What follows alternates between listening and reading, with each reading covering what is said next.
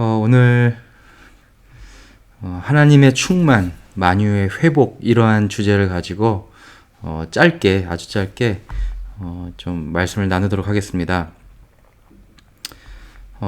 에베소서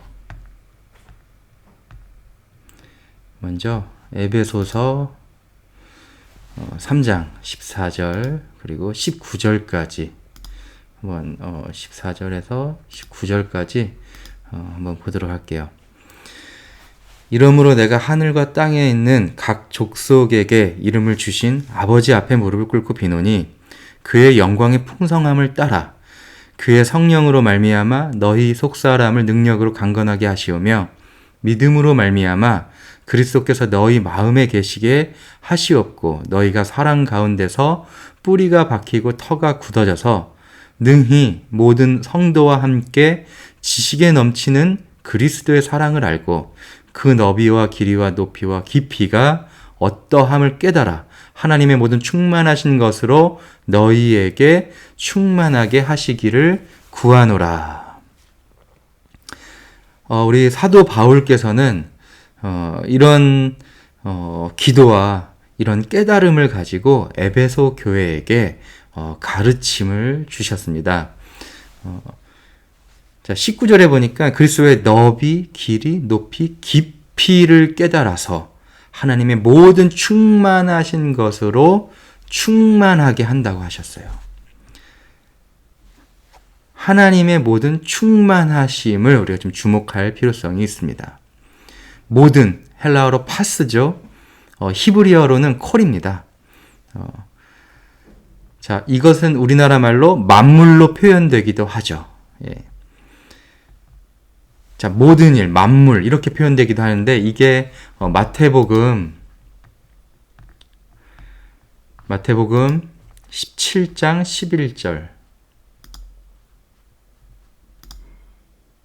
11절에 보면 어떻게 되어 있냐면 이게 왜 중요하냐면 예수께서 대답하여 이르시되 엘리야가 과연 먼저 와서 모든 일을 회복하리라. 예수님이 이렇게 말씀하셨기 때문에 우리가 주목을 해야 합니다. 모든 일, 파스라고 그랬죠. 만물, 만유, 모든 것. 우리가 하나님의 모든 충만하심에 관심을 가져야 하는 것은 그냥 단순히 우리가 회복한다, 그냥 우리가 좀 잘 산다 이런 의미가 아닙니다. 엘리야의 영을 가진 이들이 먼저 와서 이것을 회복해야 하기 때문이에요. 예수님께서 십자가로 모든 것을 완성시키기 전에 엘리야가 먼저 와서 회복하신 것을 얘기하는 것은 우리에게도 엘리야의 영을 가진 자들이 되어져서 하나님의 모든 충만한 것을 회복해야 된다는 것을 강조하시고 싶으신 거죠. 자, 사도행전 3장 볼까요? 사도행전 3장 21절.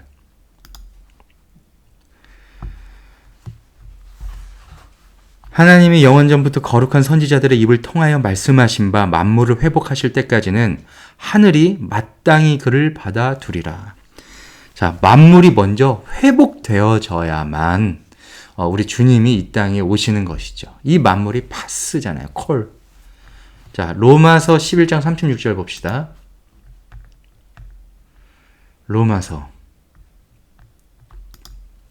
11장 36절. 이는 만물이 주에게서 나오고 주로 말미암고 주에게로 돌아감이라. 그에게 영광이 세세에 있을지어다. 아멘.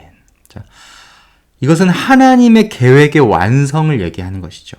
만물이 주에게서 나오고 창조되고 주께로 돌아가는 것. 그러니까 만물은 하나님의 충만하심과 연관이 되어 있고,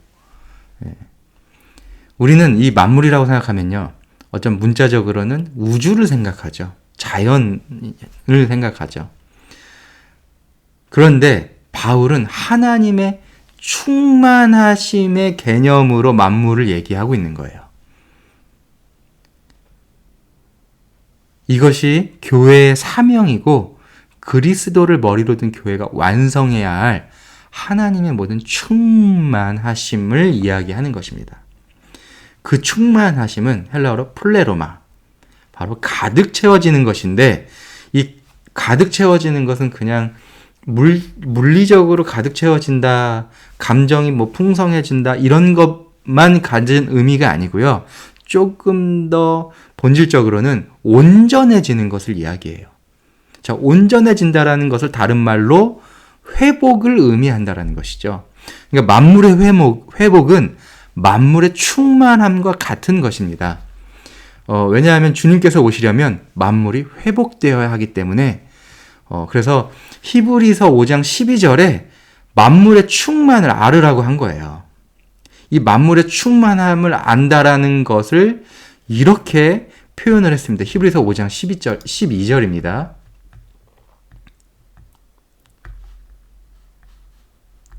자, 히브리서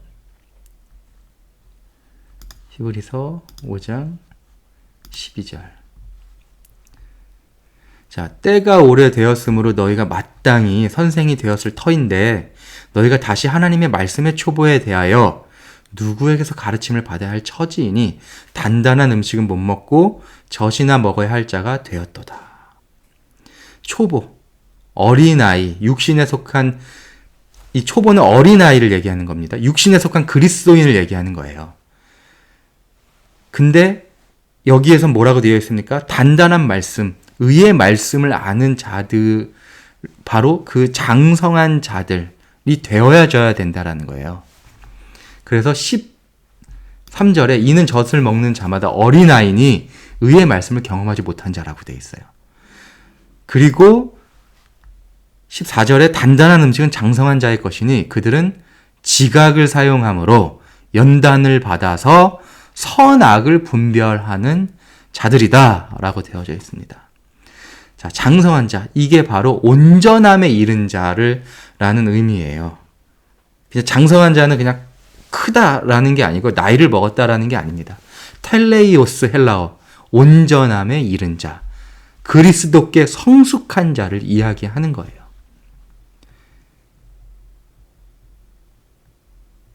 이것은 나의 생각, 장로들의 전통, 유전, 사람의 계명, 이런 것을 가진 사람이 아니라 오직 하나님의 기쁘신 뜻, 그 토부, 하나님의 토부, 하나님의 선하고 깊으신 뜻을 아는 자를 이야기합니다. 그러니까 바울이 말하는 영적인 지혜와 계시의 영으로 깨닫는 것은 모든 충만하심을 말하는 것이고 만물의 회복을 말하는 것이에요. 그러니까 우리가 이것을 깨달아야 만물을 회복하는 하나님의 모든 충만하심이 얼마나 깊고 중요한 것인지 깨닫게 되는 것이죠. 충만한 플레로마, 히브리어로는 멜로 말레, 이런 의미를 가지고 있죠. 자, 예수님이 이 단어를 어떻게 사용하셨습니까? 마태복음 5장 17절. 내가 율법이나 선지자를 폐하러 온 줄로 생각하지 말라. 폐하러 온 것이 아니요 완전하게 하려 함이라. 완전하게가 플레로마죠. 그러니까 율법과 선지서를 충만하게 하러 오셨다라는 거예요. 이것은 폐하는 것이 아니라 이 충만하게 하는 것, 온전하게 하는 것, 완전하게 하는 것, 이게 하나님의 지식을 회복하는 것이죠. 그래서 하나님의 이 신비를 알아야 지혜로운 자라고 얘기하는데, 이게 로마서 11장, 우리가 이거를 이제 선교할 때 많이 쓰는 구절인데, 로마서 11장 25절. 형제들아, 너희가 스스로 지혜 있다 하면서 이 신비를 너희가 모르기를 내가 원하지 아니하노니 이 신비는 이방인의 충만한 수가 들어오기까지 이스라엘의 덜어는 우둔하게 된 것이라. 자, 충만한 수, 이것이 좀 잘못 번역이 되어 있는 부분들이 많고 잘못 이해하는 부분들이 많은데, 이것은 자, 이방인이 충만하면 온 이스라엘이 구원을 받는다라고 되어 있는데 이 개념을 물리적으로 사람이 많이 구원을 받으면 뭐 미전도 종족이 구원을 받으면 뭐 백투더 예루살렘이 되면 이런 의미가 아닙니다. 이것은 만물의 회복을 얘기하는 개념이에요. 이방인의 그 만물의 회복을 얘기하는 것이지 어떤 문자적이고 물리적인 얘기가 아닙니다. 그러니까 하나님의 모든 충만하심으로 우리가 충만해지려면 바로 에베소서 3장 18절 같은 우리가 처음 읽었던 그것을 통해서 우리가 충만하게 되는 것이죠. 다시 한번 볼까요? 에베소 3장 18절.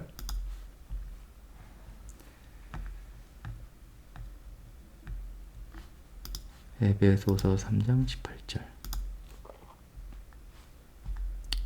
19절. 능히 모든 성도와 함께 지식에 넘치는 그리스도의 사랑을 알고 그 다음에 그 너비와 길이와 높이와 깊이가 어떠함을 깨달아 하나님의 모든 충만하신 것을 너희에게 충만하게 하시기를 구하노라.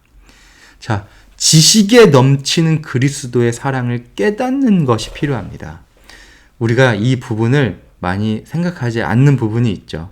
그러니까 지식이 넘쳐야 돼요. 지식이 탁월해야 합니다.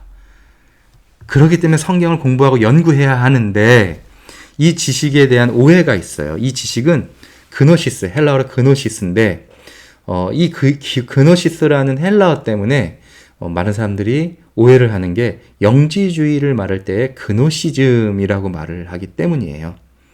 그러니까 영지주의는 초대교회의 대표적 이단이죠. 그러니까 영적 지식으로 구원을 받는다라고 이제 주장하는 것이고요. 신플라톤주의라든가 이데아론과 같은 부류이면서 육체는 악하고 물질은 악한데 영적인 것만 거룩하다 이런 집단입니다. 그런데 성경이 말하는 지식은 이것과 다르죠. 성경이 말하는 지식은 히브리어로는 다트라고 하는데 하나님의 지식을 말하는 거예요. 하나님의 지식은 무엇입니까? 영지주의가 말하는 지식과 다르죠. 이것은 진리잖아요. 하나님이 말하는 지식은. 근데 이것을 이제 헬라어를 그노시스라고 쓰니까 영지주의적인 생각을 갖고 있는 거예요. 그래서 교회에서도 성경을 공부한다 그러면 영적인 것이 아니라고 생각하는 분들이 꽤 많습니다.